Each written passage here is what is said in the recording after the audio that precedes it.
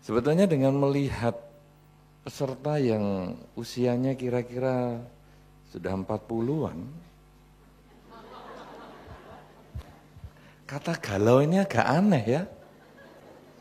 Karena biasanya kata galau ini diucapkan para remaja-remaja.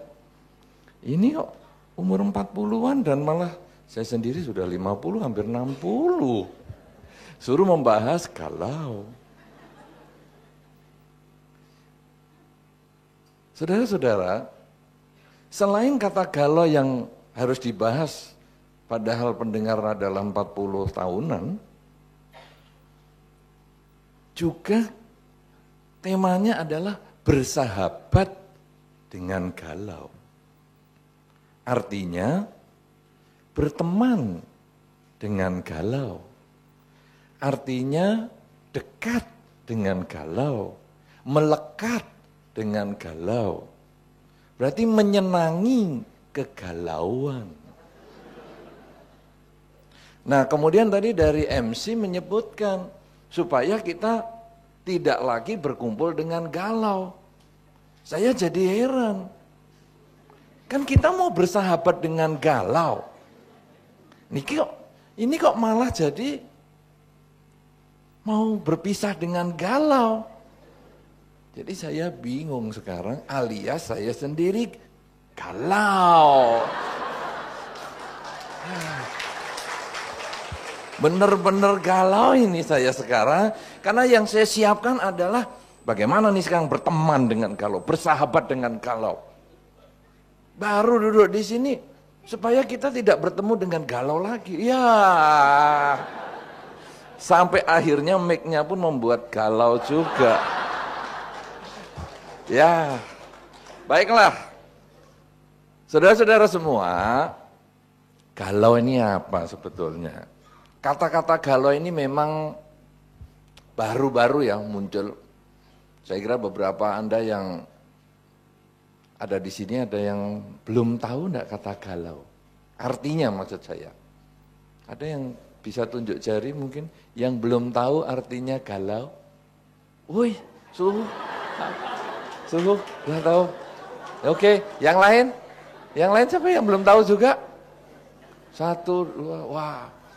Iya kan? Oh, di sana juga.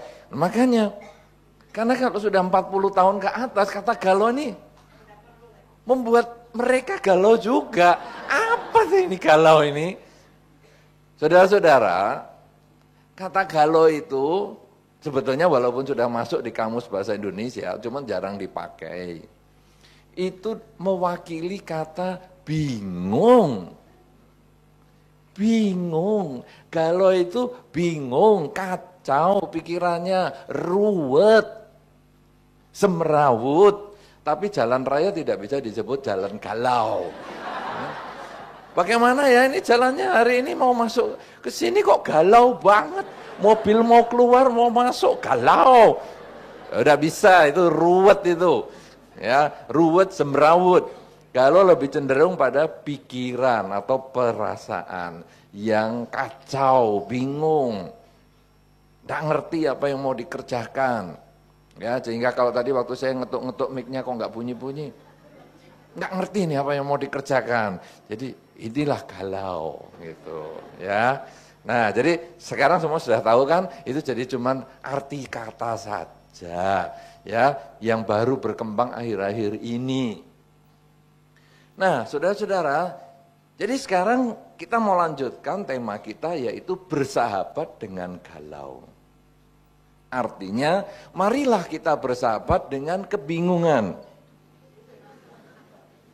dengan kekacauan.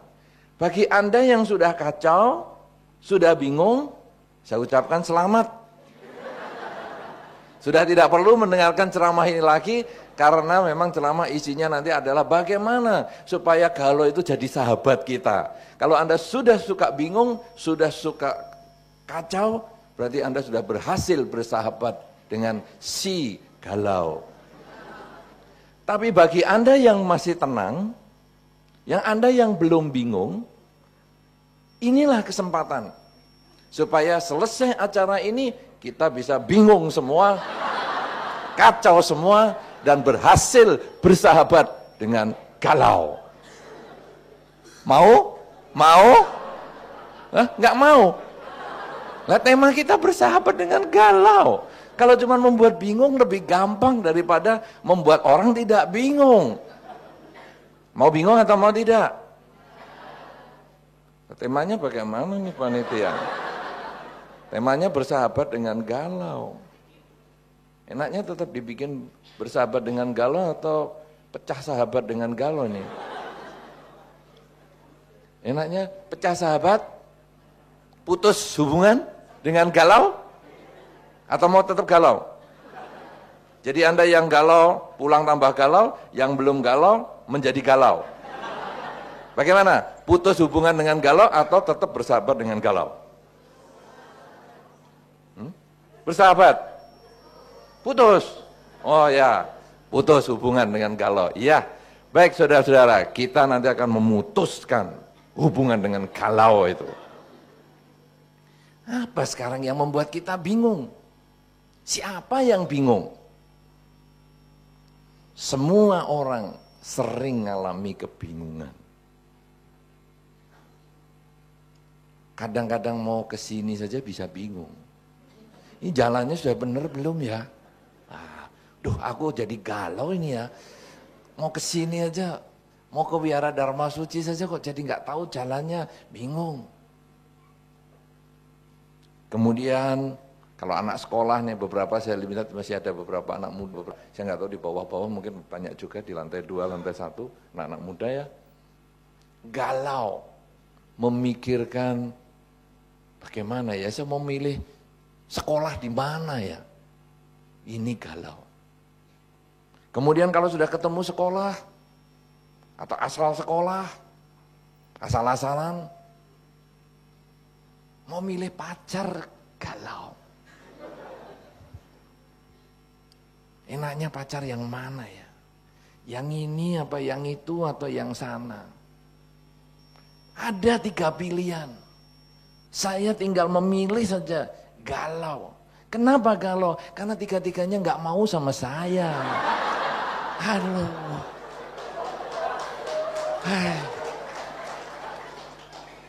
Kalau milih 3-tiganya mau, enak. Milih 3-tiganya nggak mau, galau sungguhan. Kemudian juga memilih pekerjaan, juga menimbulkan galau. Apakah mau kerja di Indonesia, apakah kerja di luar negeri jadi TKI? Apakah buka toko sendiri atau ikut orang? Makan gaji. Mana ini? Inilah galau. Kemudian apalagi ya? Pilih menantu. Galau juga. Siapa nih yang sudah bingung memilih menantu? Yang anaknya sudah mulai besar-besar biasanya bingung memilih menantu, galau. Ya, supaya mengingatkan lagi bahwa kata galau itu bingung sebetulnya. Kalau enggak nanti apa sih kalau. Bingung memilih menantu, bingung memilih tanggal menikah, bingung memilih gedungnya, bingung memilih tanggal menikah.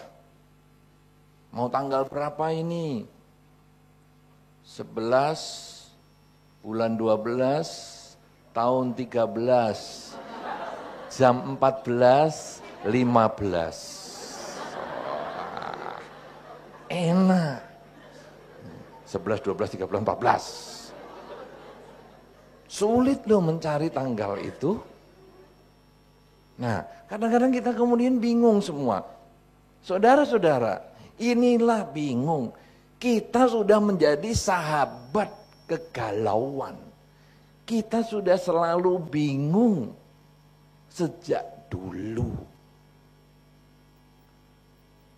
Problem sekarang yang akan kita bahas di sini adalah bagaimana sekarang menyikapi galau ini, menyikapi kebingungan ini. Supaya jangan sampai kita bingung terus-terusan. Tidak nyaman bingung itu. Kerugiannya apa orang kalau bingung? Salah mengambil keputusan, itu biasanya. Sulit tidur. Siapa di sini yang sulit tidur? Siapa yang biasa sulit tidur? Oh, satu orang saja, 2 orang, 3 orang, akhirnya kan muncul banyak. Di sini gampang tidur, coba. Mendengarkan ceramah saja sudah tidur semua.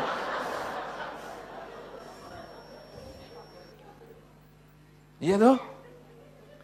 Beberapa orang suka membeli CD ceramah saya. Katanya, saya kalau sulit tidur Bante, saya nyetel ceramahnya Bante. Tidur nyenyak katanya. Wah. Pelecehan.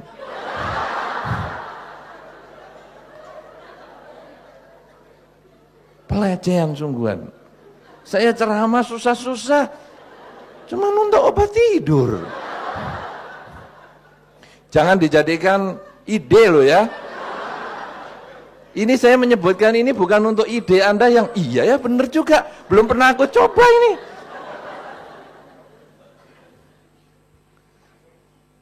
Saudara-saudara, banyak orang juga sulit tidur. Penyebabnya ya galau itu. Pikirannya kemana-mana padahal badannya sudah di tempat tidur. Akhirnya kalau pagi bangun, aduh rasanya sudah tidak karu-karuan karena kurang tidur.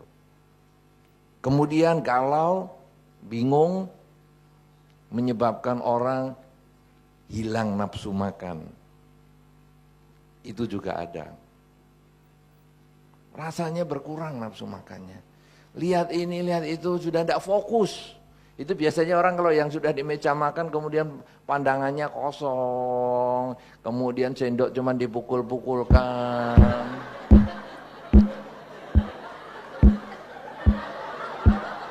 Itu tanda galau.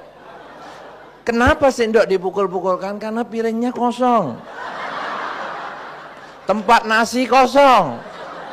Lauk kosong. Akhirnya memang pukul-pukul. Kalau apa yang mau dimakan? Inilah tanda-tanda galau. Anda pernah melihat yang seperti itu? Maksudnya ya tentu tempat nasinya masih ada, lauknya ada, tapi tidak minat makan. Itu galau. Tanda-tanda. Jadi kalau keluarga Anda mungkin ada yang, atau Anda melihat orang yang seperti itu, berarti orang ini sedang galau. Sebaliknya, ini juga unik. Dari satu sisi, tidak kepingin makan. Sisi yang lain, tanda-tanda galau, makan terus. Nggak berhenti-berhenti. Wah, terus seolah-olah melupakan dunia. Pokoknya dunia gua adalah dunia makan. Wah. Tidak mau mikir. Ini juga ada. Jadi kalau Anda melihat ada orang makan tidak selesai-selesai, kasih kuaci. Anda masih kenal tidak namanya kuaci? Masih ya? Hari ini masih ada ya? Masih ada ya? Saya sudah jarang melihat ada kuaci. Dulu zaman saya kecil itu ada kuaci. Jadi yang bentuknya kecil karena dia kan isi semangka ya, kecil begitu terus banyak garamnya. Jadi kalau kita gigit harus pakai gigi bobo. Jadi bagi Anda yang tidak punya gigi bobo, nggak bisa makan kuaci. Makan kuacinya pakai pinggir gini, nggak seru. Pakai gigi pinggir nggak seru. Dia harus pakai gigi bobo.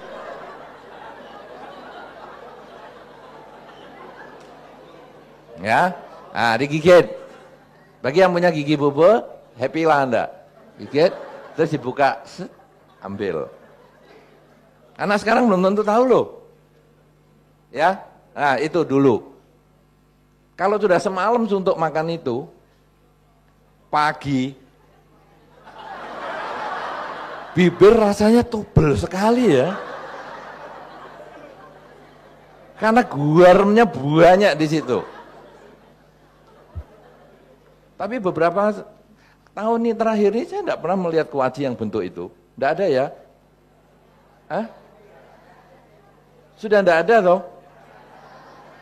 Adanya sekarang yang empuk itu, putih itu. Sudah tidak ada yang dulu hitam. Itu dulu hitam. Masih ada ya? Oh, masih bergaram gitu ya? Oh. Nah itu, bagi orang yang galau dan di sisi yang suka makan, kasih kuaci. 1 minggu galau terus, pasti dia tidak tahu bibirnya sudah sampai mana. Rasanya kok aku gak punya bibir ya. Rasain tuh galau. Akhirnya dia galau karena masalahnya belum selesai, sekarang galau kehilangan bibirnya ya sekarang. Baru tahu itu kebanyakan kuaci. Susah tidur, susah makan, atau kebanyakan makan. Ini adalah tanda-tandanya orang galau. Ya, kemudian tidak fokus pada apa yang dikerjakan. Itu adalah tanda-tandanya orang bingung, orang galau. Ya, itu biasa. Kacamata sudah diletakkan di jidat, masih ditanya lagi, mana nih kacamata ini? Aku mau baca SMS ini nggak bisa-bisa ini. Mana kacamata ini? Kok tempatnya kosong? Ayo, kamu sembunyikan di mana? Ya di jidat sini loh. Oh ya sudah. Ini tanda-tanda galau. Bingung, tidak tahu apa yang dikerjakan. Kunci rumah di mana? Ya, kunci mobil di mana? Kunci sepeda motor di mana? Bingung. Tidak tahu apa yang dikerjakan. Itulah tanda-tanda galau. Nah, saudara-saudara, kita sudah bersahabat dengan yang begituan itu. Bertahun-tahun sejak kecil kita selalu bersahabat dengan yang seperti itu. Gampang bingung, gampang stres, tidak bisa menentukan, tidak bisa mengambil keputusan, ya semuanya itu yang membuat kita hidup menjadi amburadul. Makan yang enak pun menjadi tidak terasa nyaman, kasur yang empuk pun menjadi terasa tidak enak, ya ruangan atau rumah yang bagus pun menjadi tidak kerasan di rumah, tidak betah di rumah. Nah, saudara-saudara, kalau semua orang bisa galau, bahkan sesungguhnya kebingungan itu bukan hanya manusia saja, hewan pun bisa galau. Cuman hewan tidak bisa ganti status, itu problemnya. Problemnya cuman itu. Kalau manusia galau langsung, aku galau nih, bisa dia ganti status. Tapi sayang kalau hewan tidak bisa. Walaupun di beberapa profil gambarnya hewan. Ada itu. Ya, ada ya gambar kucing, gambar anjing, kemudian aku galau nih. Kucingnya bisa mencet nih. Tombol-tombolnya sampai ngomong galau dan lain-lain. Nah, sebetulnya binatang pun bisa galau. Anda yang punya anjing atau punya kucing, mereka bisa gelisah, bisa bingung di rumah, ya teriak-teriak gitu. Kalau anjing yang ngeong, ngeong, ngeong, wah, kacau.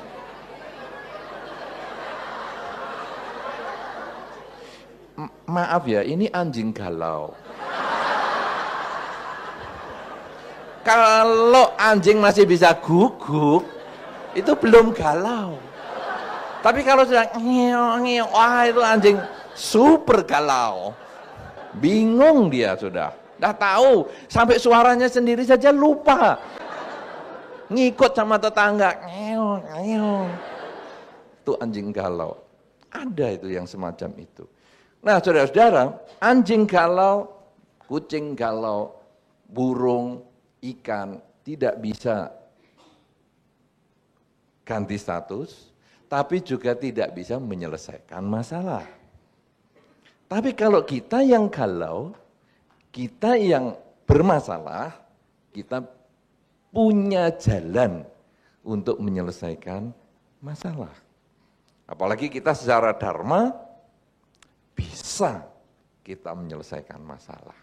Ada jalan keluar untuk menyelesaikan kegalauan. Kenapa? Karena Pangeran Siddhartha sendiri meninggalkan istana karena galau.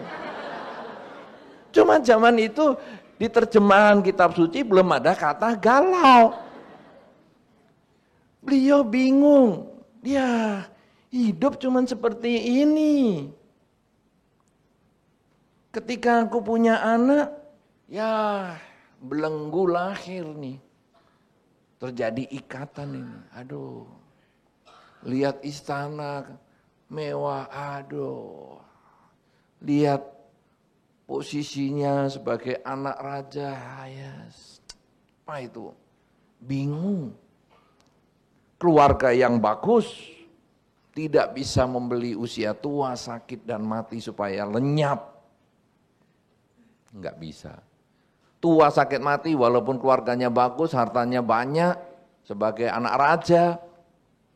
Ya, punya kekuasaan sebagai pangeran, tidak bisa mengusir tua, sakit, dan mati, tetap bersahabat dengan galau.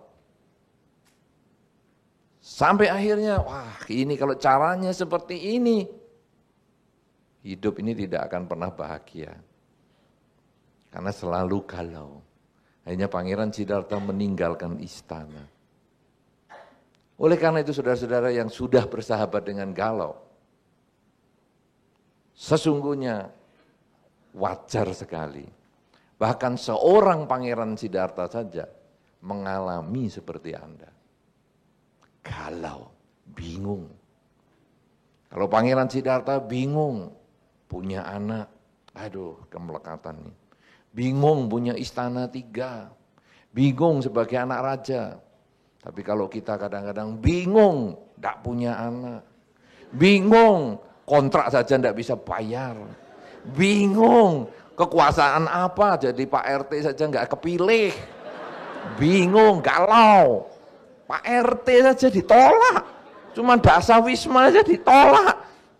Aduh. Problem galaunya beda, penyebab galaunya beda. Tapi hasilnya sama, galau. Oleh karena itu saudara-saudara, Pangeran Siddhartha kemudian meninggalkan istana. Bermeditasi 6 tahun untuk mengatasi galau. Karena itu, setelah Pangeran Siddhartha berjuang selama 6 tahun, akhirnya beliau merumuskan cara untuk pecah hubungan dengan galau. 6 tahun berjuang untuk pecah hubungan dengan galau. Kita berjuang hanya berapa menit mau pecah hubungan dengan galau. Bisa enggak? Ya bisa, ini rumusnya yang diberikan Sang Buddha. Sang Buddha sudah kerja keras, kita tinggal dengarkan dan praktek. Bisa, jangan, ya Sang Buddha saja 6 tahun, berarti aku butuh 60 tahun nih pecah hubungan dengan galau. Bukan, itu karena Sang Buddha menemukan jurusnya. Jadi kita tinggal belajar, tinggal pakai, langsung selesai acara ini pecah hubungan langsung. Beres. Karena ini sudah dirumuskan dengan baik. Saudara-saudara, apa ini yang menjadi penyebab kegalauan? Di dalam Dhamma penyebab kegalauan itu adalah, penyebab kebingungan itu adalah ketika kita berkumpul dengan yang tidak disukai dan bertemu dengan yang disukai. Betul? Dengar baik-baik. Dengar baik-baik. Kalau ragu lebih baik memang diem. Daripada ngomong salah, malah diketawain. Galau itu karena berkumpul dengan yang tidak disukai. Betul? Berkumpul dengan yang disukai. Salah. Berpisah dengan yang disukai. Berpisah dengan yang tidak disukai. Salah. Nah, jadi galau adalah berpisah dengan yang tidak disukai dan berkumpul dengan yang disukai. Nah, yang sudah bisa ngomong salah bagus, yang masih melongo menunjukkan kegalauannya. Kasihan, kasihan. Tadi kan yang saya katakan kan itu sebetulnya ya. Jadi berpisah dengan yang dicintai dan berpisah dengan yang dibenci dan berkumpul dengan yang dicinta. Bingung semua. Nah, itu tadi yang saya katakan. Jadi penyebab galau itu sebetulnya adalah bertemu dengan yang tidak disukai. Berpisah dengan yang disenangi. Itu yang membuat galau. Macam-macam. Tidak harus urusan tadi punya anak, tidak harus urusan harta, tidak harus urusan pendidikan, tidak harus urusan pernikahan. Macam-macam. Bertemu dengan yang dibenci dan berpisah dengan yang dicinta, itu segala macam bisa muncul. Saudara-saudara, Anda datang ke sini, duduk manis rapi semua. Ini Anda merasa nyaman. Bertemu dengan yang disukai. Nyaman, duduk enak, apalagi di sebelahnya memang orang yang disukai. Nyaman sekali. Tapi saudara, Anda duduk salah hong shui. Apa itu duduk salah hong shui? Feng shui-nya salah. Pas dekat AC. Pas rambutnya enggak ada. Wah. Jadi agak menggigil-gigil. Setelah menggigil-gigil, bertemulah dengan yang tidak disukai. Ingin ke toilet. Bertemu dengan yang tidak disukai dan berpisah dengan yang disukai sebelahnya tadi. Wah, itu membuat galau. Cuman sederhana itu saja. Itu sudah galau. Satu dorongan mau ke toilet. Satu dorongan aku harus tetap di sini. Untuk menunjukkan dominasi saya harus di sini. Untuk menunjukkan posisi saya harus di sini. Karena kalau saya ke toilet, orang lain duduk di tempat ini, hilanglah kesempatan saya duduk bersama dia lagi. Bingung ini kalau. Ini hal yang sangat sederhana sekali. Kemudian nanti Anda harus memutuskan, aduh gimana nih. Aku ini berarti bertemu dengan yang tidak aku sukai, yaitu aduh kamu nih rasa kepengen ke toilet kok enggak kompromi sih. Tadi sebelum acara kan bisa. Sekarang. Duh ini kok ya, aku kok ketemu dia kok ya baru sekali ini. Di sebelahnya gini kok punya kesempatan sekali ini. Kan mestinya saya dulu ke rumahnya kan boleh sering-sering. Kan sekali ini, jadi serba salah saudara. Nah jadi ini prinsipnya bertemu dengan yang tidak disukai dan berpisah dengan yang disukai. Apa saja di semua sisi kehidupan. Membaca parita, Liam King, Nien Ching, sama.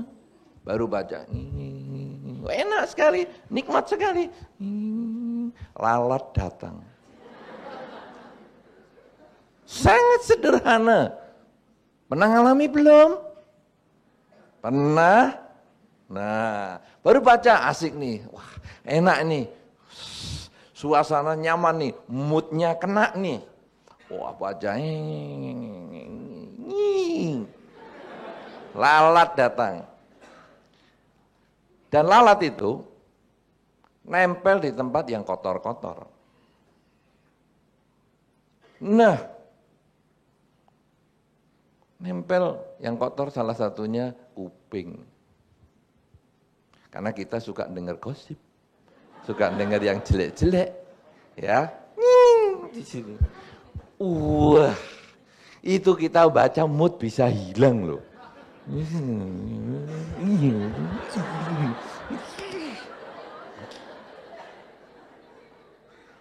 baru kuping. Iya kan? Pernah ngalami? Pernah belum? Pernah kan? Pasti pernah. Nah, itu luar biasa saudara. Apalagi pas kita baca parita, buka mulut agak kenceng. Lalat melihat, wah. Dilihat ini giginya kok masih ada sisa makanan tadi. Wah, langsung masuk. Berkumpul dengan yang tidak disukai lalat. Berpisah dengan yang disukai. Yaitu rasa nyaman, santai membaca parita ataupun membaca sutra-sutra. Itu terjadi. Jadi dengan duduk di sini juga bisa terjadi, membaca parita juga bisa terjadi, tidur juga bisa terjadi. Sudah tidur saja loh bisa bikin galau. Bisa terjadi kegalauan, sudah tidur nih. Misalnya anjing tetangga menggonggong. Ya, ada beberapa orang juga mengatakan mengeluh, ini kan rumah-rumah hari ini kadang kan pagernya kan berat-berat. Baru tidur enak-enak, pagar sebelah ditarik keras, bisa bangun itu. Ya, kemudian tembok tipis-tipis, apalagi apartemen-apartemen. Kita baru tidur enak-enak, sebelah perang piring. Lempar piring, wah, berkumpul dengan yang tidak disukai, berisik. Ya, bertemu dengan yang tidak disukai, ramenya luar biasa, dan berpisah dengan yang disukai, kenyamanan dan ketenangan. Ya kan? Seperti itu. Banyak sekali contohnya saudara-saudara. Ya, kalau yang lalat itu tadi terinspirasi orang yang meditasi di Balirejo. Ya, tadi disebut sedikit Balirejo. Di sana kalau sudah pas meditasi, enak, tenang, nyaman. Tapi ada satu masa tertentu datang seekor lalat saja, tidak sama teman-temannya, tidak ada. Lalat di sana soliter, sendirian. Dari sendiri saja nggak bisa ngatasi, apalagi mau sama teman-temannya, ya sendiri. Duduk gini, set, cet. Lalat kan pakai gosok tangan, gosok kaki dulu. Cet.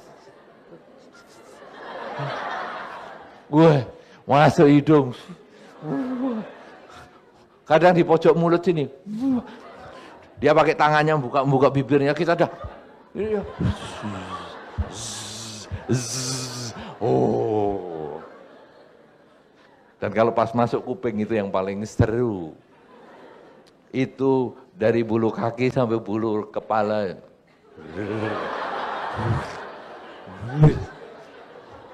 Sudah pernah ngalami? Sudah pernah ngalami belum? Belum? Masukkan satu lalat di kamar Anda.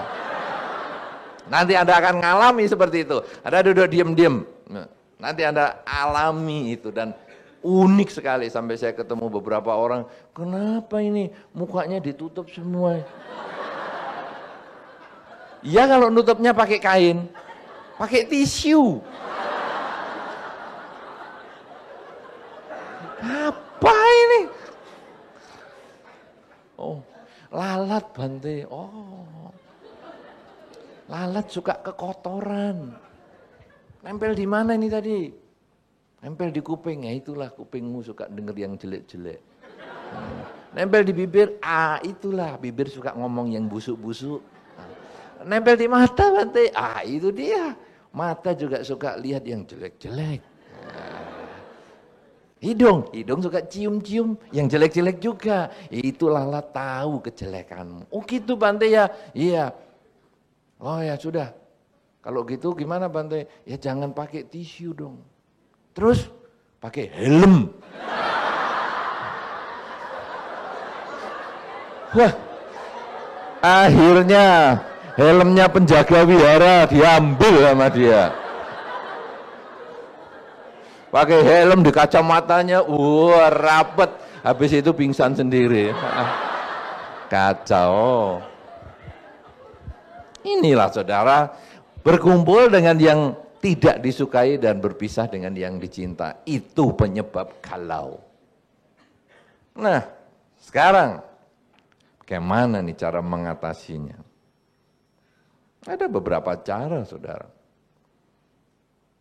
Yang pertama, kalau kita suka atau merasa galau, hal yang pertama kita harus mengerti bahwa harus kita memiliki keyakinan pada hukum perbuatan. Atau kalau dalam istilah Dharma, hukum karma. Banyak hal yang terjadi pada kita itu sesungguhnya adalah buah perbuatan kita sendiri. Di dalam hukum karma menjelaskan bahwa kita tidak akan pernah terima kalau itu bukan milik kita, bukan buah perbuatan kita. Kita tidak akan pernah terima. Saudara-saudara yang bergerak di bidang bisnis, usaha apa saja, kalau karmanya baru sukses, diganggu orang sekalipun, tidak ada yang bisa melawan. Ya, misalnya, wah toko kita laris. Kemudian orang menghalangi toko kita dengan magic misalnya. Wah dikasih bunga, kasih garam, kasih lombok, kasih kecap, kasih bawang merah, bawang putih. Oh, di depan toko kita, wah ya kita tinggal ambilin. Kasihkan dicobek, kasih ulek-ulek, makan sama nasi hangat, nyaman sudah. Yang sering-sering kirim ya.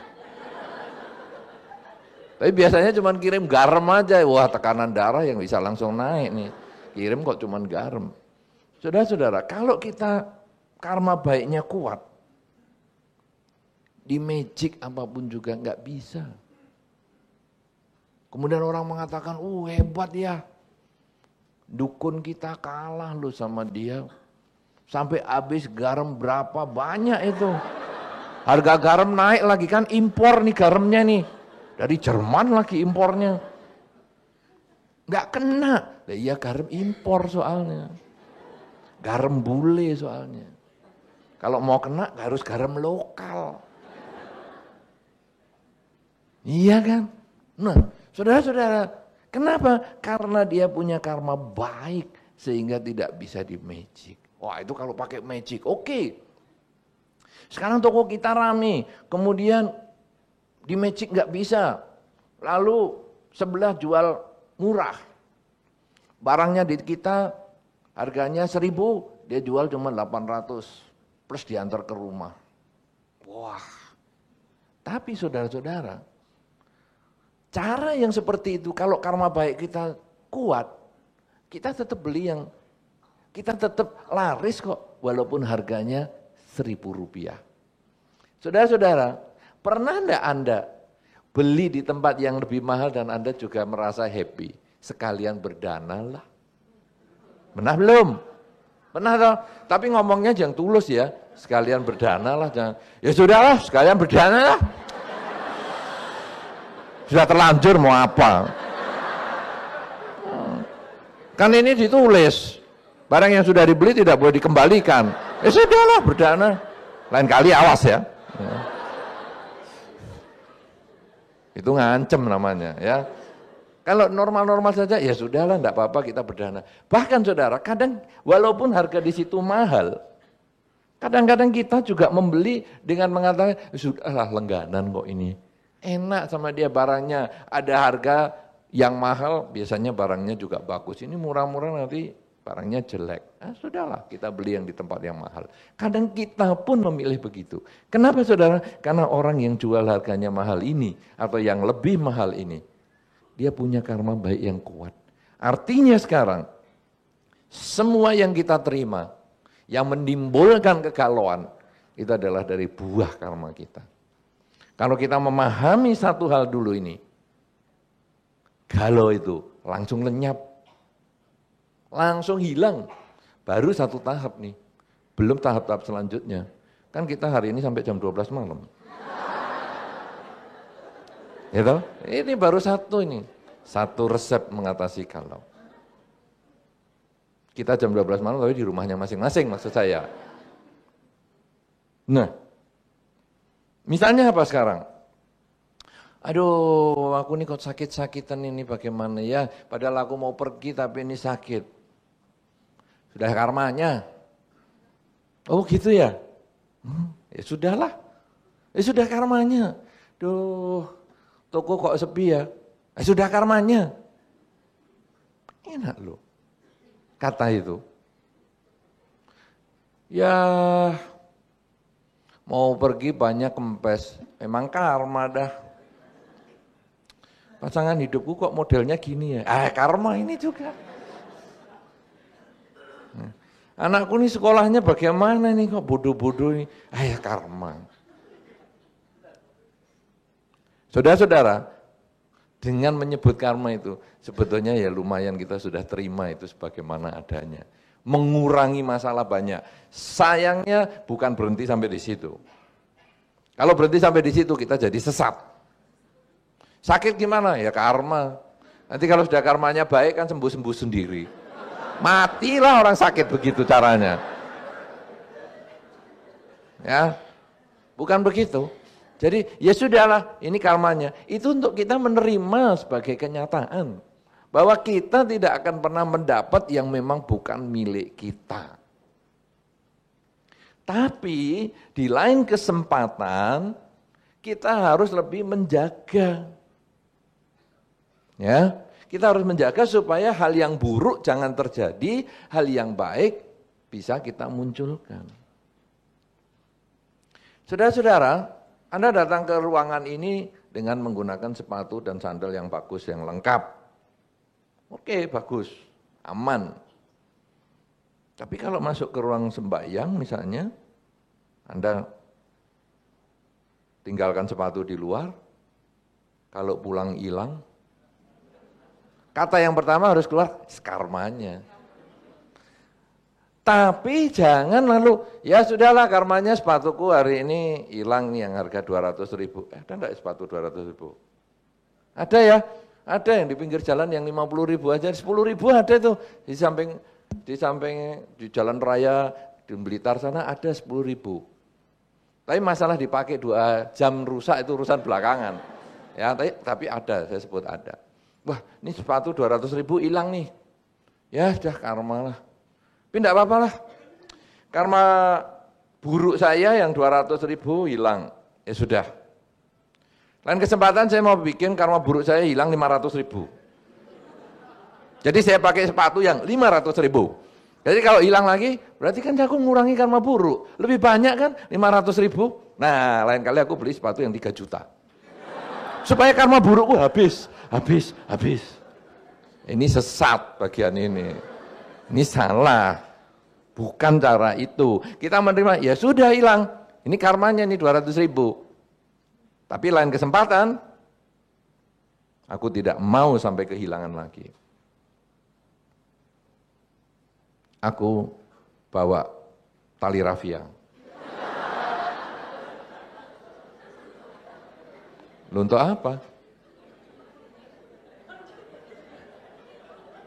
Ya, itu ide baik untuk Anda. Misalnya sepatunya aku tali pakai rafia dan aku kalungkan. Apa ya pantas ketemu sang Buddha model begitu? Beberapa orang sambil sandalnya dicanteng. Selamat pagi Bante. Sandal ikut Anjali, selamat pagi Bante sama Anjali sama sandal. Sekarang ada puja bakti sama sepatu lagi. Iya.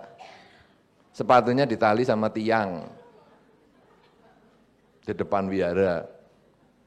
Nanti kan sulit hilang. Sulit hilang, tapi bukan berarti gitu. Ya, nah jadi, wah, lain kali aku bawa tas kresek atau saya usul sama pengurus wihara, tolong disediakan loker ya.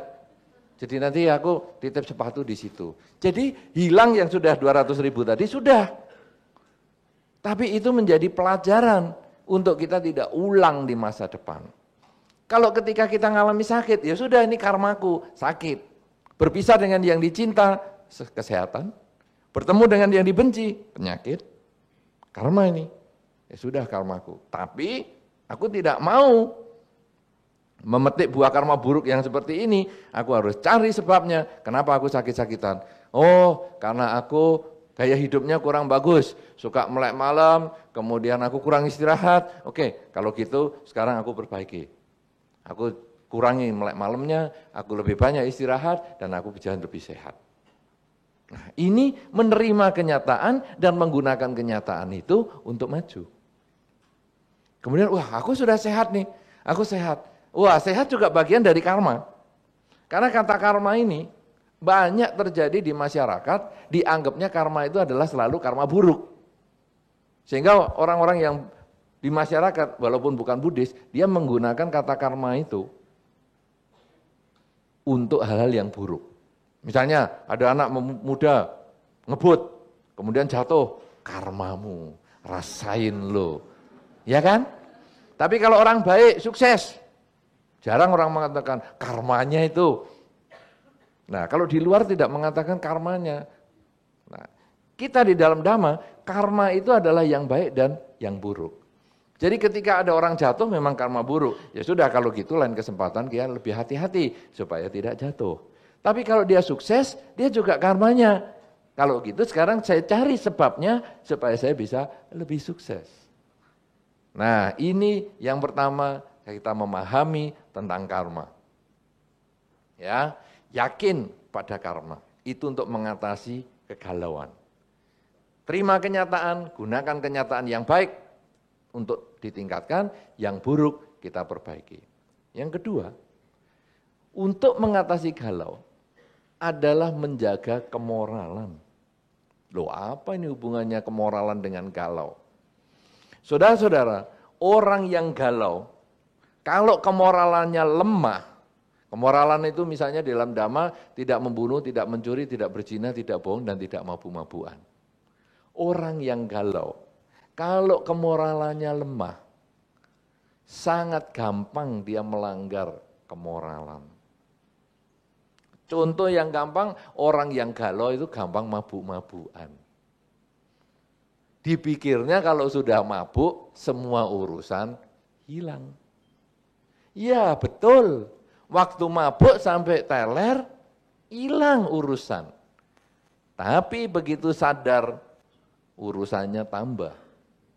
Karena dia sambil mabuk, naik sepeda motor, naik mobil, nubruk pagar. Mobilnya sendiri rusak, pagernya orang harus kita bengkeli. Tambah galau, karena tadi stres tidak punya duit. Tapi bisa beli minuman keras. Akhirnya ngebut, mobilnya sekarang rusak, pagernya tetangga harus dibayar juga. Coba saudara, kalau kita sekarang tidak menjalankan kemoralan, galau kita tidak selesai, malah berlipat masalahnya. Putus cinta, ini sering menimbulkan galau. Coba di sini siapa yang berpengalaman putus cinta? Yang mungkin putus cinta sekali, 2 kali, atau lebih dari 10 kali? Belum ada yang pengalaman ya? Putus cinta itu menyakitkan itu kalau cuma sekali, saudara. Tapi kalau sudah berkali-kali, biasa. Tidak ada rasanya sama sekali, biasa-biasa. Ya sudahlah, putus sama dia, ganti lagi di dunia. Di dunia ini gampang sekali, isinya cuma laki sama perempuan aja kok, repot-repot. Iya kan? Kalau nggak ketemu sesama jenis kan mesti lawan jenis. Lawan jenis banyak sekali kok. Kenapa putus sama dia aja kita stres, cari yang lain lebih banyak. Ya kan? Nah, putus cinta itu, kalau sampai galau dan tidak bisa menjaga kemoralan, kadang-kadang bisa orang lain yang dibunuh, orang yang tadi dicintai itu bisa akhirnya dibenci. Makanya ada kata-kata yang menyebutkan cinta dan benci itu jaraknya setipis selembar rambut. Selembar rambut para wiharawan. Wiharawan Buddhis. Wihara pasti Buddhis toh. Tapi wiharawan selembar rambut sudah tipis pendek. Cinta dan benci itu cepat sekali berubahnya. Ketika seseorang ditolak cintanya, dia bisa langsung membenci dia dan langsung dia dibunuh. Banyak sekali di koran-koran yang Anda membaca seperti itu. Kan contohnya, kalau orang yang dicintai itu dibunuh, dia menganggap, kalau saya tidak dapat, jangan harap seluruh dunia ini dapat dia. Cekik. Ngeri sekali. Di sekitar Jakarta dan sini, Jabodetabek ini banyak kisah-kisah seperti itu yang sampai dimutilasi dan lain-lain. Itu karena korban cinta. Kalau orang yang dicintai itu masih pengen dihidupkan, maka orang lain yang mencintai dia, itu yang dihabiskan. Dia hanyalah milik saya. Orang lain tidak berhak sama dia. Habiskan. Coba saudara kayak gini nih. Putus cinta bisa menghalalkan segala cara untuk membunuh orang lain. Kalau kita melakukan kemoralan, menjaga perilaku kita, supaya tidak membunuh, mencuri, berzina, bohong, dan mabuk-mabukan, maka kita walaupun kalau yang pertama tadi, ya sudahlah nih karmaku, sekarang aku harus perbaiki. Kalau aku tidak mau lagi atau sudah ditolak sama orang itu, sekarang aku harus perbaiki, bahwa ini karmaku, sekarang aku harus perbaiki, supaya di lain kesempatan dia melihat aku dari sisi yang positif, sehingga tidak menolak lagi. Nah, kalau yang kedua, sekarang aku jaga, supaya aku jangan melakukan tindakan yang melanggar sila, supaya aku lebih layak dicintai dia. Ya, jadi dengan cara yang seperti itu, membuat kita lalu merenungkan, bahwa aku tidak bisa memaksa orang mencintai saya, tapi saya bisa membuat diri saya lebih baik, sehingga orang lain, tidak ada pilihan kecuali mencintai kita. Tidak ada pilihan lain. Orang ini sudah baik sekali, sudah limited edition sudah. Sudah tidak ada lagi, jadi tidak ada pilihan. Nah, ini kalau kita menjalankan kemoralan seperti itu, wah, luar biasa perilaku kita. Tidak membunuh, tidak mencuri, tidak berzina, tidak bohong, dan tidak mabuk-mabukan.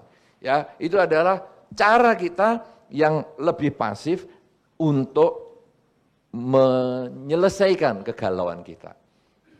Sekarang yang ketiga, saudara, selain kita punya keyakinan pada hukum karma, yang kedua menjaga kemoralan, yang ketiga adalah mengembangkan kerelaan. Galau itu, kalau tadi sudah disebutkan, berpisah dengan yang dicinta, bertemu dengan yang dibenci. Kunci mengatasi ini sebetulnya adalah di bagian kerelaan ini. Balik ke contoh tadi di sini, duduk feng shui-nya salah. Bagaimana? Duduk di sebelahnya si dia, saya pertahankan atau saya harus ke toilet? Disinilah kerelaan bermain. Kalau saya sudah tidak tahan lagi, maka saya akan ke toilet. Saya relakan dia. Dah duduk dengan siapapun juga, nanti di luar saya tunggu pulangnya. Yuk tak anter. No.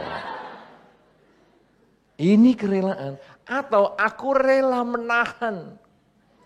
Sudah tidak ke toilet, ketawa. Itu susah. Nahannya berat. Double itu pertahanannya. Ya, sehingga kadang-kadang, wah basah. Nah ini bisa kejadian yang seperti itu. Basah keringat maksud saya. Nah, jadi kemudian sekarang, wah sudah kalau gitu saya relakan urusan saya sendiri demi dia. Nah, jadi kita tuahan. Toh nanti pasti semua kesulitan ini ada akhirnya, semua ceramah mesti ada akhirnya. Ya, jadi sudah biar saja.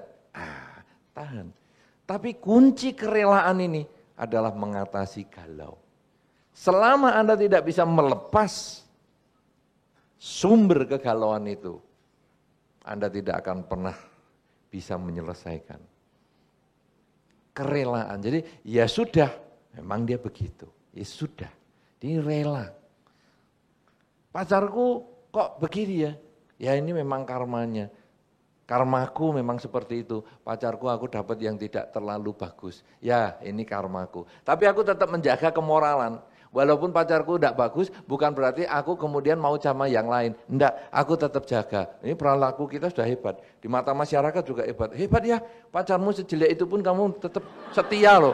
Hebat, hebat. Wih. Masyarakat menilai kita luar biasa itu. Dan kita sendiri puas. Jelek-jelek saja setia, apalagi tidak jelek, wah lebih setia lagi aku. Nah, jelek aja setia. Kemudian kerelaan, aku rela. Kenapa? Karena aku sayang sama dia. Aku tidak kepingin menyakiti dia. Dia memang jelek casingnya. Memang jelek. Tapi prosesornya. Prosesor terbaru. Kecepatannya tinggi. Ini orang yang aku sayangi, dia orang yang bertanggung jawab. Nah, ini saya rela membuat dia bahagia. Terlepas bentuk fisiknya kayak apapun juga. Ini adalah kerelaan. Kerelaan berbagi, kerelaan memahami. Inilah kerelaan. Dan kerelaan ini saudara adalah dasar kehidupan. Anda mau hadir ke sini pun, ini adalah kerelaan. Berapa banyak Anda yang datang yang mungkin jauh dari tempat ini. Tapi Anda rela datang. Anda rela duduk. Duduk pun Anda rela diem-diem. Padahal kadang mungkin omongan saya tidak menarik. Tapi Anda diem aja. Itu juga satu bentuk kerelaan. Kadang ada, ngomong apa itu enggak menarik, cerita aja sama tetangganya. Tapi Anda tidak lakukan itu. Ini adalah kerelaan. Kerelaan menjadi dasar satu kebahagiaan dalam kehidupan. Kerelaan Anda tadi menunggu ketika mic-nya disetel ini mengurangi kegalauan saya. Sehingga saya merasa tenang, enggak ada yang, sudah Bante, enggak usah pakai mic, teriak saja.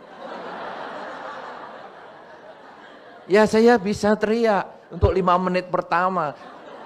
Tapi habis itu tidak bisa ngomong lagi. Dan di lantai 2, lantai 1 mana dengar omongan saya teriak-teriak. Tapi Anda nunggu dengan sabar. Kemudian ya semuanya bisa beres yang seperti ini. Kerelaan itu saudara sangat-sangat menyelesaikan masalah. Kalau tadi hanya bisa menerima kenyataan, yaitu sini karmaku, kemudian kita menjaga perilaku dengan kemoralan, itu sebetulnya masih pasif sekali. Tapi yang aktif di sini adalah kerelaan. Yaitu kita mulai melepas apa yang kita sukai, biarlah kita harus melepas daripada yang kita sukai ini. Kita harus bisa suatu ketika menerima yang tidak kita sukai. Nah, inilah yang kerelaan. Yang keempat saudara, ini adalah yang tertinggi. Kalau sudah kita bisa yakin pada kebenaran hukum karma atau hukum perbuatan, kita kemudian menjaga kemoralan, yang ketiga adalah kerelaan, maka yang keempat, yang sungguh-sungguh menjadi jalan keluar untuk kegalauan adalah kebijaksanaan. Kebijaksanaan ini kalau di dalam Dharma artinya orang bijaksana itu adalah orang yang selalu sadar hidup adalah saat ini.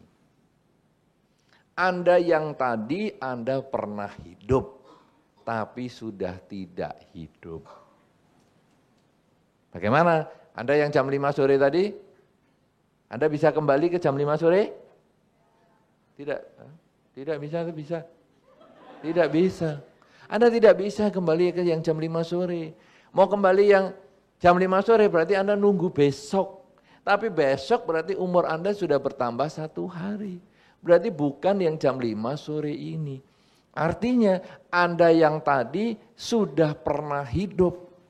Tapi sudah tidak hidup. Karena Anda bukan yang jam 5 sore tadi. Anda yang nanti jam 9 malam akan hidup, tapi belum tentu hidup. Siapa yang jamin Anda, Pak? Saya sajalah kalau contoh kita. Siapa yang jamin kalau saya ini bisa sampai nanti malam jam 9? Siapa yang jamin? Tidak ada. Tidak ada yang bisa.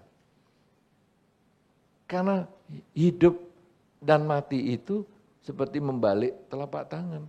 Kita tidak tahu kematian itu datangnya kapan. Hidup tidak pasti. Kematian itu yang pasti. Di dalam Dhamma kan disampaikan seperti itu oleh Sang Buddha. Hidup tidak pasti. Kita tidak tahu hidup ini sampai kapan. Tapi kematian itu pasti akan datang setiap saat.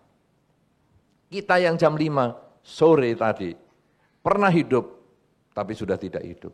Kita nanti yang jam 9 malam akan hidup tapi belum tentu hidup. Hidup adalah saat ini. Saat inilah kita hidup. Jam 5 sore tadi adalah saat ini yang sudah lewat. Jam 9 malam nanti adalah saat ini yang belum datang. Saat inilah kita hidup. Kegalauan itu muncul karena kita membandingkan saat ini dengan tadi dan nanti. Tadi aku nyaman sekali duduk di sini, tapi begitu kena AC, aduh dingin sekali. Tadi nyaman. Kenyataan adalah saat ini. Begitu kita makin gelisah, makin galau. Sebaliknya, nanti habis ini acaranya, ya kita mau jalan-jalan ini, wah ke mall, kemana-mana, kok bantainya nggak selesai-selesai ya, ini sudah mau ke mall nih, sudah nih, aduh nanti kalau mallnya tutup bagaimana ini, aduh, nanti itu. Saat ini akhirnya kita tidak fokus pada kehidupan saat ini, itu yang membuat kita tidak nyaman. Berapa kali kita dalam kehidupan sehari-hari, saudara, ketemu orang yang tidak menyenangkan dan duduk kita tidak nyaman. Orang itu bertamu di rumah kita dan dia tidak pulang-pulang dan kita membayangkan, aduh kalau dia pulang kita bisa jalan kemana-mana. Itu rasanya kita nggak enak sekali ketemu dia. Aduh duduknya kita sendiri sudah tidak nyaman, sudah lihat jam terus tapi orang itu nggak pulang-pulang juga. Aduh sudah lihat jam, aduh nggak pulang-pulang ini bagaimana? Karena kita sudah membayangkan, aduh kalau kamu pulang, aku bisa langsung bebas. Saudara, ini kegalauan yang timbul karena berpisah dengan yang dicinta, berkumpul dengan yang dibenci. Tapi dengan kebijaksanaan itu kita lalu sadar, saat ini saya sedang apa? Oh, saat ini saya sedang berhadapan dengan dia, saat ini saya sedang berbicara dengan tamu saya. Oke, kalau gitu saya fokus pada tamu saya. Masalah tadi, yang tadi atau yang nanti saya tidak mau pusing. Pokoknya sekarang saya fokus pada tamu saya. Begitu kita fokus, kegalauan hilang. Saudara tentu pernah misalnya nonton film. Nonton film juga cuaca sejuk-sejuk begini. Kemudian filmnya tegang. Anda sebetulnya perutnya agak sakit. Aduh, perutnya kayak. Tapi filmnya tegang, sayang nih kalau ditinggal, perutnya sakit, tumbuhan dan fokus pada film itu. Perut sakit bisa nggak terasa loh. Tahu-tahu filmnya habis, loh kok juga nggak ada nih sakit perutnya. Kenapa saudara? Karena kita hidup pada saat ini, fokus. Beberapa anak muda kalau main game, nggak inget waktu. Ya, lapar nggak inget. Belajar, enggak inget. Orang tua, enggak inget. Main aja. Ada itu. Kenapa? Karena dia masuk, fokus, terserap. Walaupun itu bukan kebijaksanaan yang dimaksud di dalam Dharma. Ya, bukan itu jadi, oke ma, papa, kalau gitu aku main game terus. Karena kata Bante itu bisa fokus. Sesat. Bukan itu yang saya maksudkan. Itu konsentrasi tapi bukan yang diharapkan di dalam Dharma. Di dalam Dharma adalah kita selalu sadar saat ini saya sedang apa. Oke, saya sedang bekerja, saya sedang menyetir kendaraan. Jadi kalau saya menyetir kendaraan saya fokus. Sehingga ada orang nyebrang saya bisa lihat. Ya, kalau saya baca buku saya fokus sehingga saya daya ingatnya menjadi lebih baik. Ya, baca buku balik ingat yang tadi. Balik lagi ingat yang tadi. Jangan balik tadi apa itu ya? Oh ya, dah ingat. Balik lagi, tadi 5 lembar lagi. Ini tidak maju-maju bukunya. Tapi ketika kita sadar saat ini saya sedang apa, maka kita bisa balik dan buku dia ditutup, kita tahu isinya. Kenapa yang tadi lupa-lupa itu, bahkan baca koran pun bisa diulang-ulang, karena kita sedang galau. Membaca, mata membaca, tapi pikiran ke tempat lain. Tapi begitu kita bisa fokus, sadar saat ini saya sedang membaca, sadar saat ini saya sedang bekerja, sadar saat ini saya sedang nyetir kendaraan, sadar sedang berjalan, sadar sedang berbicara, sadar sedang mendengar, maka kegalauan akan hilang. Dan ini sesungguhnya cara pecah hubungan, putus hubungan dengan galau adalah mengembangkan kebijaksanaan. Anda boleh misalnya tidak menggunakan teori keyakinan pada hukum perbuatan tadi. Sudahlah, karma-karma saya nggak tahulah. Oke, nggak apa-apa. Anda tidak mau menjalankan kemoralan. Sudahlah, saya sulit menghafal tidak membunuh, mencuri, berzina, bohong, mabuk-mabukan, susah dah. Oke, silahkan. Kerelaan apalagi nggak usah lah. Oke, tapi yang keempat ini, yang terakhir, ini adalah pecah kongsi sungguhan dengan galau. Karena ini yang ditemukan oleh Sang Buddha, yang menjadi puncak dharma, yaitu bagaimana seseorang bisa hidup pada saat ini, selalu sadar saat ini saya sedang apa. Kalau dia selalu sadar saat ini sedang apa, maka tidak akan pernah ada galau, karena tidak akan pernah ada berkumpul dengan yang dibenci, karena kebencian itu datang ketika seseorang punya harapan dan tidak tercapai. Kecintaan itu datang ketika harapan itu tercapai. Tapi begitu dia hidup pada saat ini, kebencian, kecintaan, batinnya menjadi seimbang.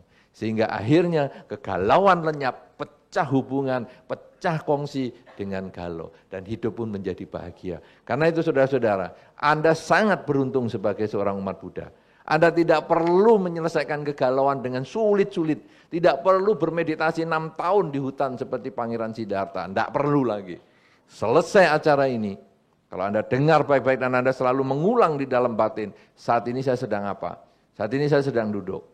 Saat ini saya sedang nyetir mobil. Saat ini saya sedang berjalan. Saat ini saya sedang mendengar. Saat ini saya sedang berbicara. Setiap kali Anda selalu mengulang kalimat saat ini saya sedang ini. Saat ini saya sedang itu.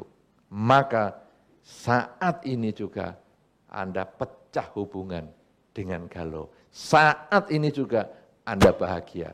Karena itu, berbahagialah Anda yang sudah tahu resepnya untuk putus hubungan dengan galau. Tidak mau lagi bersahabat dengan galau. Dan akhirnya hidup Anda akan menjadi lebih bahagia.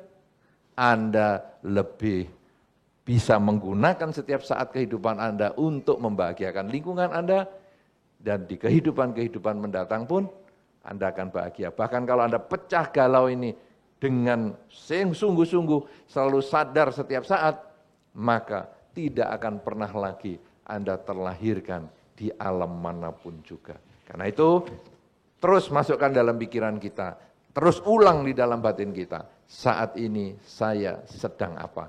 Karena itulah kunci utama untuk mengatasi galau.